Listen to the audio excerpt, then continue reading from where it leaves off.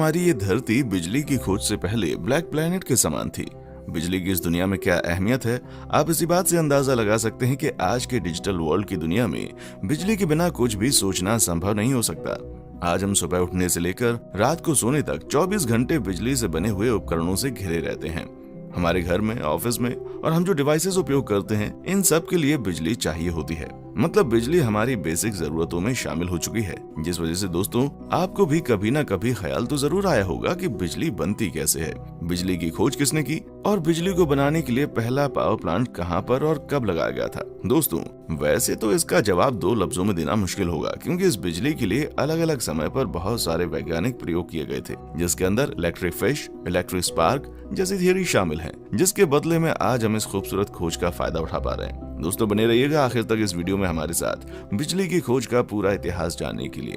दोस्तों पहली बात, बिजली ऊर्जा का एक रूप है, इसीलिए इसे आविष्कार नहीं एक खोज माना जाता है। वैसे तो बिजली की शुरुआत 18वीं सदी या 19वीं सदी में हुई थी, हालांकि इसका ताल्लुक कई साल पुराना है। दोस्तों 1990 में पुरातात्विक खोजकर्ताओं को कुछ ऐसे सबूत मिले जिसे जानने के बाद आप हैरान हो जाएंगे। इस खोज के अंदर प्राचीन बगदाद और रोमन जमाने के प्राचीन बैटरीज निकल कर सामने आई थी, जिससे उन्होंने ये माना कि रोम और बगदाद में बैटरी का उपयोग प्राचीन काल से हो रहा था, क्योंकि खोजकर्ताओं को बगदाद में खुदाई के समय एक ठोस पॉट्स मिला जिसमें कॉपर शीट्स लगी हुई थी, जो कि 6 इंच लंबा मिट्टी से बना हुआ था और इसको बिटुमेन से सील किया गया था तथा इसमें लोहे की छड़ लगी थी, जिसके चारों ओर एक तांबे का सिलेंडर था।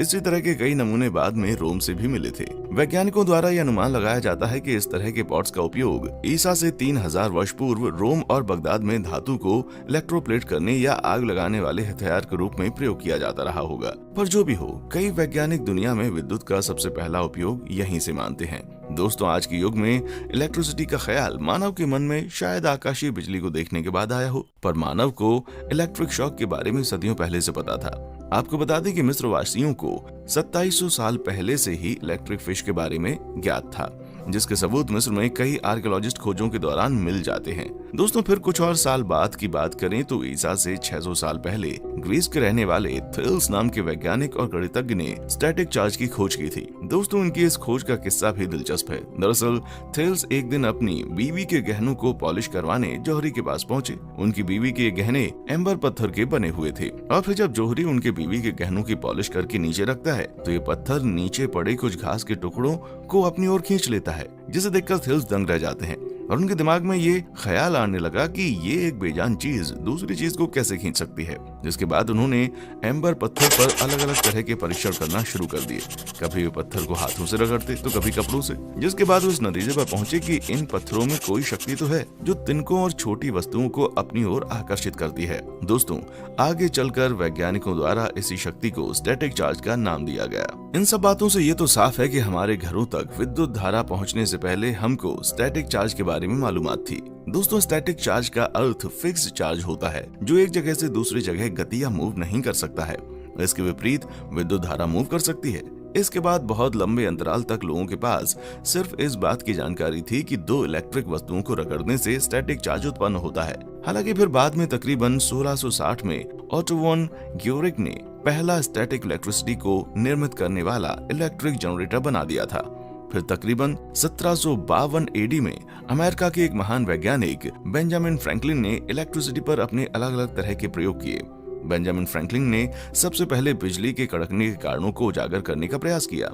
फिर फ्रैंकलिन ने एक ऐसी विधि भी विकसित की जिससे विशाल भवनों को बादलों से उत्पन्न होने वाली बिजली से बचाया जा सके।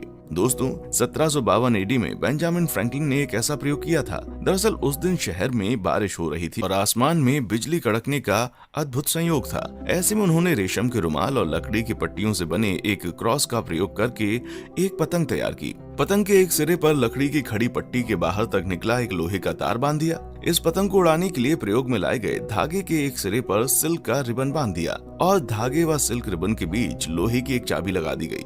अब पतंग तैयार हो चुकी थी और उसे कड़कती बिजली और तेज बारिश में उड़ाया गया। इस प्रयोग में बिजली से बचने के तमाम उपयोग किए गए थे, हालांकि इसमें जान का भी खतरा था। आसमानी बिजली इंसान को जलाकर राख भी कर सकती थी, लेकिन सभी खतरों को दरकिनार करते हुए उन्होंने 1752 ईस्वी में अपने पतंग और चाबी के प्रयोग को किया। हालांकि पतंग को उड़ाते हुए उसकी डोरी में चाबी के लटकाने से उनको एक हल्का सा झटका लगा, पर कोई नुकसान नहीं हुआ। इस प्रयोग के निष्कर्षों का जिक्र करते हुए उन्होंने कहा कि बिजली चमकना वास्तव में एक प्राकृतिक विद्युतीय डिस्चार्ज प्रक्रिया है और तभी ये क्लियर हो गया कि बादलों में भी बिजली होती है। इसलिए अमेरिका माइकल फैराडे को नहीं बल्कि बेंजामिन फ्रैंकलिन को इलेक्ट्रिसिटी का फाउंडर कहता है, क्योंकि असल में मूवेबल इलेक्ट्रिसिटी का ख्याल मानव के मन में आकाशीय बिजली देखने के बाद ही आया था।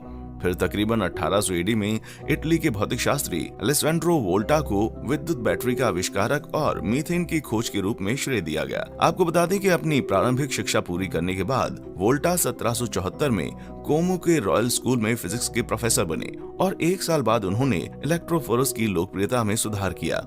आपको बता दें इलेक्ट्रोफोरस एक ऐसा उपकरण है जो कि स्टैटिक इलेक्ट्रिसिटी का उत्पादन करता है। आपको बता दें इलेक्ट्रोफोरस का प्रचार उस समय इतना ज्यादा था कि वोल्टा को अक्सर इसके आविष्कार का श्रेय दिया जाता है। फिर अलेसैंड्रो वोल्टा ने इलेक्ट्रिसिटी पोटेंशियल V और चार्ज Q दोनों का अध्ययन करने के लिए अलग अलग तरीकों का विकास किया, जिसे वोल्टाज लॉ ऑफ कैपेसिटेंस के नाम से जाना जाता है। इलेक्ट्रिक चार्ज का स्थिर प्रवाह बनाने का ये पहला प्रयास था। पॉजिटिव चार्ज और नेगेटिव चार्ज कनेक्टर को जोड़कर और उनके माध्यम से वोल्टेज चलाकर बिजली के संचालन का ये पहला प्रबंध था। इन्हीं चीजों का प्रयोग करके उन्होंने वोल्टेक पायल बनाकर दुनिया की पहली बैटरी का आविष्कार किया, जो कि बाद में और सुधार करके हमारी रेडियो और घड़ियों में प्रयोग की जाने लगी। अपने आविष्कारों से वोल्टा ने साबित कर दिया कि बिजली रासायनिक रूप से उत्पन्न की जा सकती है।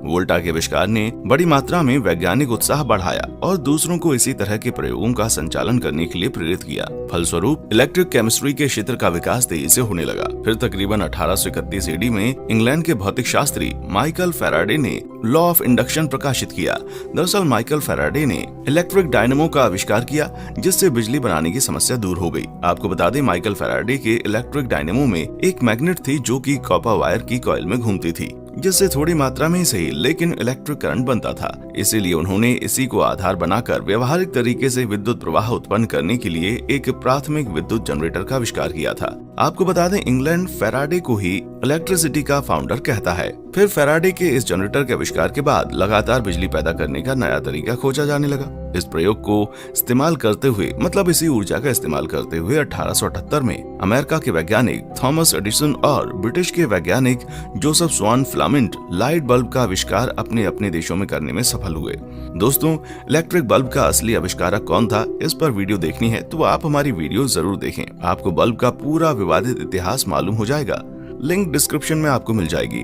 दोस्तों, बिजली के आविष्कार की बात हो तो दुनिया के महान वैज्ञानिकों में शुमार निकोला टेस्ला का नाम ना हो, ऐसा हो ही नहीं सकता। आपको बता दें 1900 के दशक में निकोला टेस्ला ने एसी मोटर्स और अल्टरनेटिंग करंट का आविष्कार किया था। आपको बता दें इससे पहले जो डायरेक्ट करंट था उसको दूर के जगहों पर भेजना मुश्किल था, लेकिन टेस्ला ने जो अल्टरनेटिंग करंट बनाया था उसे दूर जगहों पर भेजना बहुत आसान हो गया था। टेस्ला के इस एसी करंट की तकनीक को इंडस्ट्रियलिस्ट वेस्टिंग हाउस ने खरीद लिया और अपने ही नाम पर वेस्टिंग हाउस कंपनी को शुरू कर दिया और अमेरिकन सोसाइटी को समझाया कि भविष्य में डीसी करंट के बदले में सिर्फ एसी करंट का इस्तेमाल करना बहुत फायदेमंद होगा।